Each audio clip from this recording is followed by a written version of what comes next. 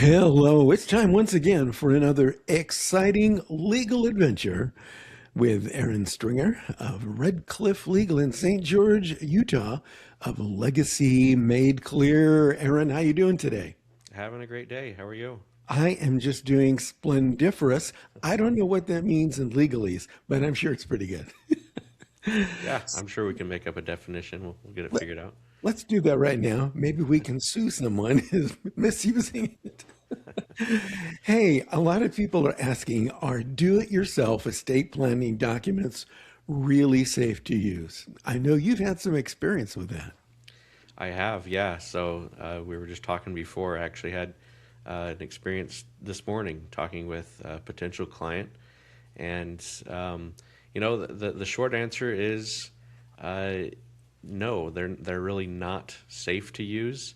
I would say you're going to have certain people that are just good at figuring things out and they take the proper precautions and they put things together well. And yeah, it might work every once in a while. But I would say the vast majority, from what I've seen, um, they're often just missing things, or, in some cases, people try to add clauses or provisions to a trust or another document that they just want to have in there. And it might just not be legal. It might not be a possible, thing to do. So. What, what are some examples of that? Yeah, so one I saw just recently was someone wanted to put in a clause basically saying that they wouldn't allow their beneficiaries to ever sell this family home. And that was it.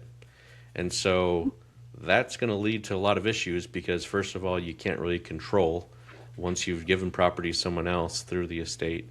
You can't control what they do with it necessarily. You can add, incentives to keep the home. You can give first options to certain people to try to keep it in the family line. But if you just add something like that without any, back doors or ways to kind of work with it and give your family a chance to negotiate those things, then you might just be leading to a dispute among the family. Yeah. Someone wants to keep it, someone doesn't, someone wants to get their money out of it, others are saying, no, we're supposed to keep it in. So it's like many other things, it can just lead to more problems.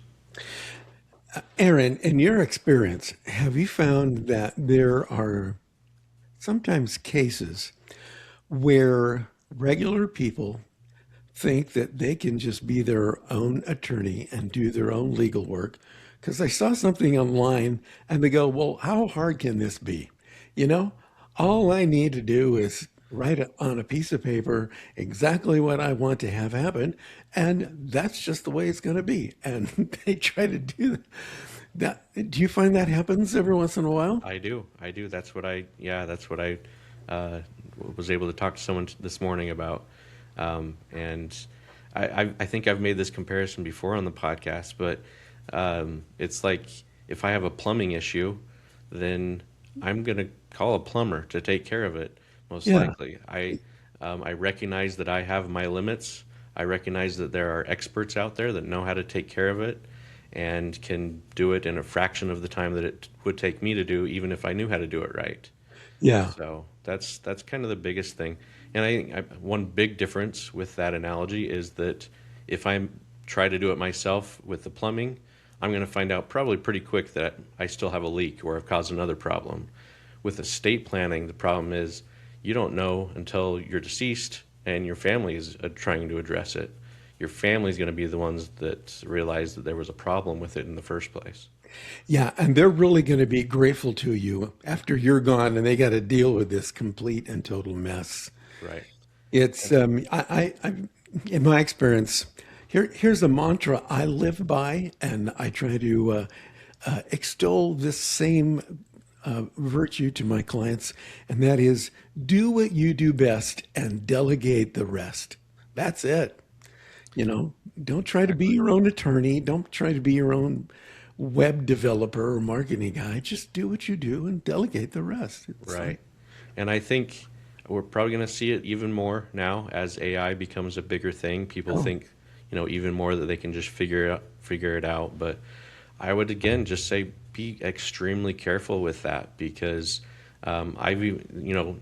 just Google some stories about attorneys who try to write briefs in actual court cases where they get in Yeah. trouble because AI is just hallucinating these actual court cases. It just makes things up and adds it to an argument. And so it can do the same thing even with estate planning. It can just make up things where you think you're going to be in compliance, but you might not be at all.